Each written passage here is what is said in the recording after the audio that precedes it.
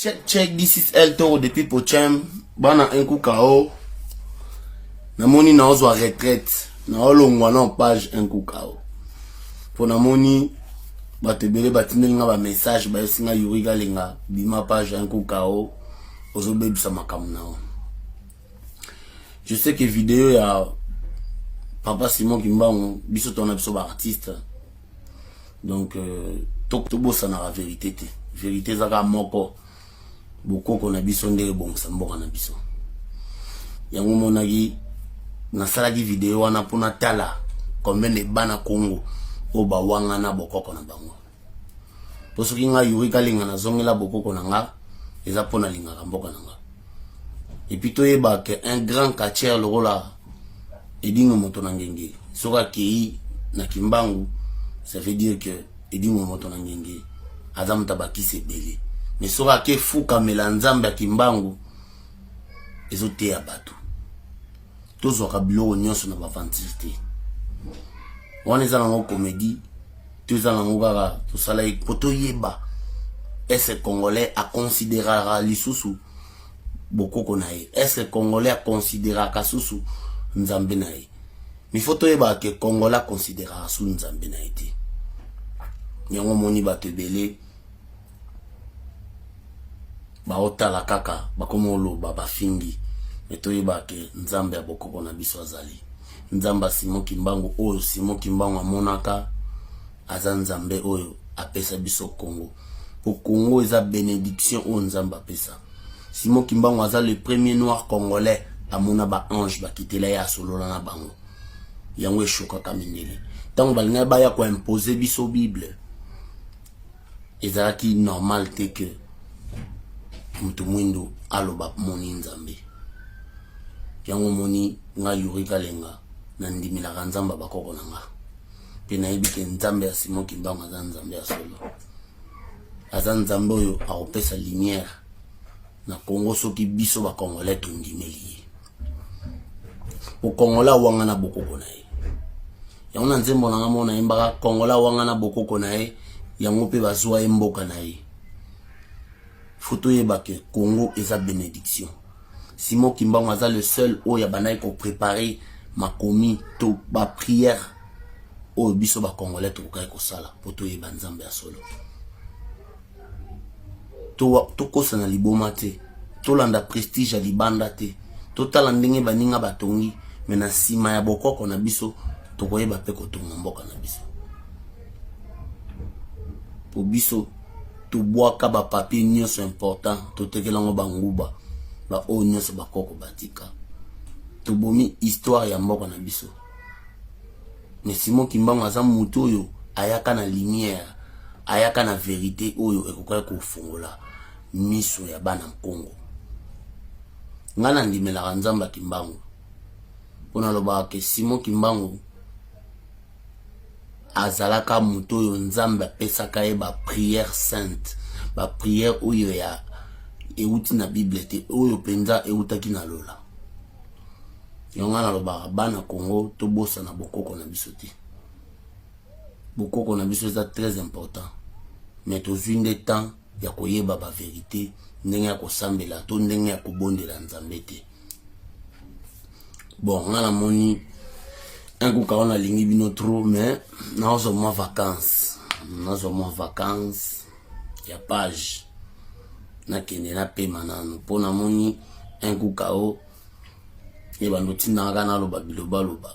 Bon, ngata musuna loba na nga biloba loba me bato musu ba so rango ba considérer rango ya solo. Mais ezali na mpe façon moto tala non ese bana Congo balingaka pe Simon Kimbangu.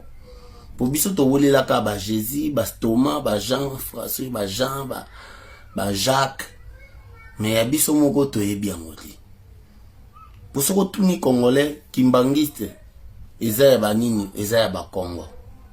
Na sepeli mingi na eloko edingo moto na ngengi alobaki alobi ayaki na kimbangiste ya kansaka ezaka ya ba Congo akikuta ba ekolo nyonso.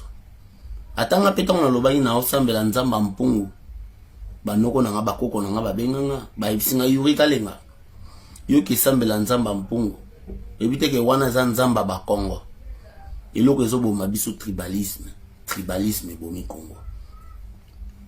Soit tolongoli qui tribalisme, je crois que Toko Zala le premier pays où Toko émerger et Toko Tongambo na biso. Pour ceux qui m'ont connu Tongi bolobio m'ont connu Tongandeni a ketche la muluba te toye banano que biso tozaba congolais Congo. Pour Congo eza Congo oyo nzambe ndi acha na kati mboka na biso. Kimbango azwa ba vérité belé o lelo tamzuzu azwi temps ko dévoiler biso te. Tokosa na liboma te Simon Kimbango kiangani amona ba ange pe ayoko asolola na nzambe likunya oyo mindele babomela ye. Yonga yuruga lenga na bimi na page nguka na bimi na pesi bino au revoir ba onyoso oba lingna tikala bokomela nga en message mais ba ope ba lingna longa nguka o bokomeli nga boyesina te yuruga lenga tikala pour likola ya video ya Simon Kimbango na lité akanda nga na sala ki on pona mona nanu est-ce que bana Congo bazala na bolingo bokoko na bango po biso congolais to wolela banzambe ya bato mususu ole to yeba vérité ya bokoko na biso génération na biso surtout ngata na kin ebele bazaki soki ba kozwa ba papier nyonso important ya mboka na biso tutekela ngo banguba nga lo bango pongai ba serimo boye masa na ngamo ayaka na ba papier pende important ya Congo papa na bango ayaka mutu munene na batanga mobutu na teka mpa mamangu ba kata ngo babwaka ngo mais na osena kana bana enkuka o ba o bolingi yorika lenga na tikala na page oyo boko melanga me ba o pe bolingi na kende eza droit na bino na pesi droit na ba internaute. Est-ce que bolingi yorika lenga na tikala na enkuka o pour enkuka o puissance legi makasi. Et puis na olinga na zonga moi na malamu nikolo taka na oto gagner ibno sentir semaine prochaine on zonga l'entraînement donc nazala na concentrer na travail donc on zela bena ba message na bino et puis bana nyoso Simon Kimbango boye bake tozana prophète tozana oyo nzambe acha lumière amemela biso lumière na Congo mais ba mindele basala tout pour ba détruire histoire na biso. Donc voilà na sengi na bino bozala toujours na kondima nzambe na bino richesse ezelo te po pa nzambe okoza no riche to pauvre mukolo okufa lo roi batnyos mais richesse ya solo ezala na mutema o tata Simon Kimbango alaksa biso pe alingaka alaksa na bana Congo richesse aliboso eza mutema tolinga Congo tolinga nzambe et puis tolinga ekolo na biso. Merci.